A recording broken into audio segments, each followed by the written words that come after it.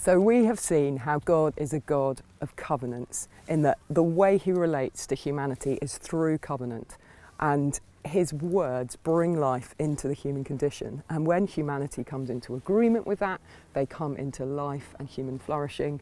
And when they violate that and resist that, choosing in the myth of independence, then death and destruction come into their ways. And there's a sort of climax moment now in the biblical history where God delivers the covenant at Sinai through Moses.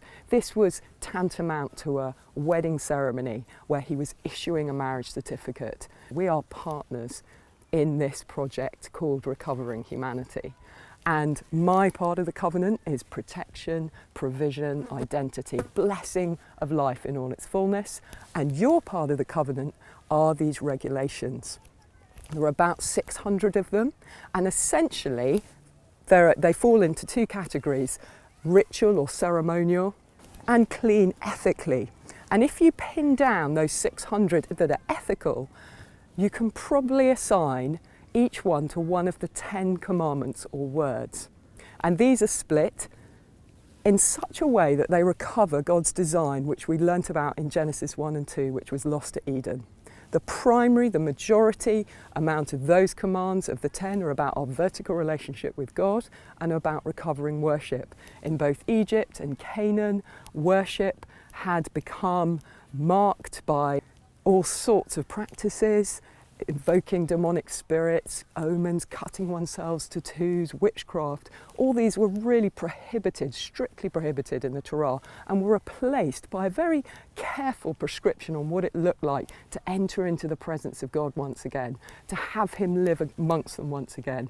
There was a priesthood who would mediate sacrifices on behalf of the people to enable them to be clean. They were very specifically from the tribe of Levi and the sons particularly of Aaron.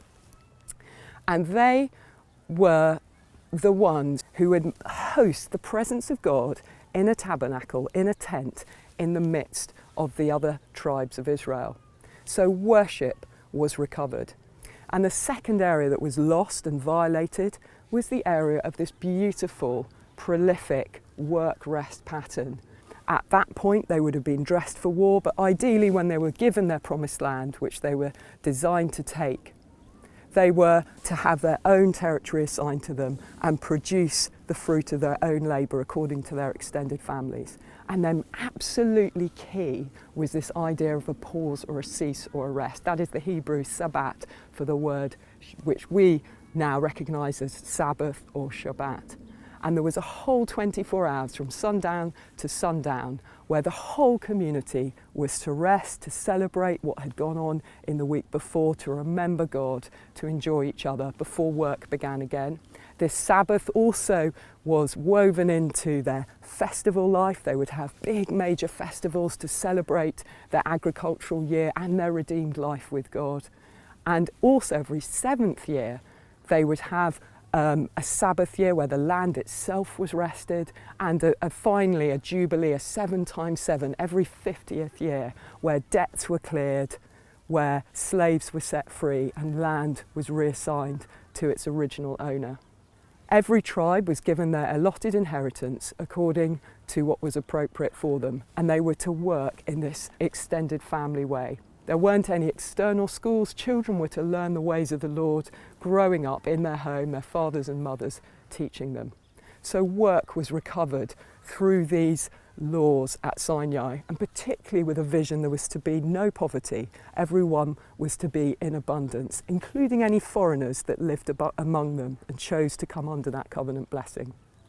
And then finally, and this is the minority of the areas of the ethical commands at Sinai, but they still reflect that third aspect that was lost at Eden. There are a number of ways that the Egyptians and Canaanites had normalised sexualised cultures, which through Moses God sought to recover. The primary way was prohibiting incest, close sexual relations, and then the secondary way, and really this is the whole emphasis, really I'd say through the Hebrew scriptures, is, and it's emphasised there in the 10 Commandments, is not to break covenant, not to commit adultery, break hesed, covenant faithfulness, by having sex with anyone outside your covenant spouse. And then there are very few other regulations around God's design for sexuality. For example, people weren't to sell their daughters into prostitution or use that money as a gift to Yahweh. And finally, recovering some of the aspects of God's design in creation. A man wasn't to have sex with a man as he would with a woman. Neither a man or a woman were to dress in the other's clothing, and neither of them were to have sex with animals. So you see, in the giving of the law at Sinai, this extraordinary desire to recover Eden, recovering the presence of God in the middle of his people through dwelling in the tabernacle, through a priesthood, recovering a work-rest pattern that was prolific and creative and sustainable, and recovering family life that was joyful, holistic and sustainable over generations.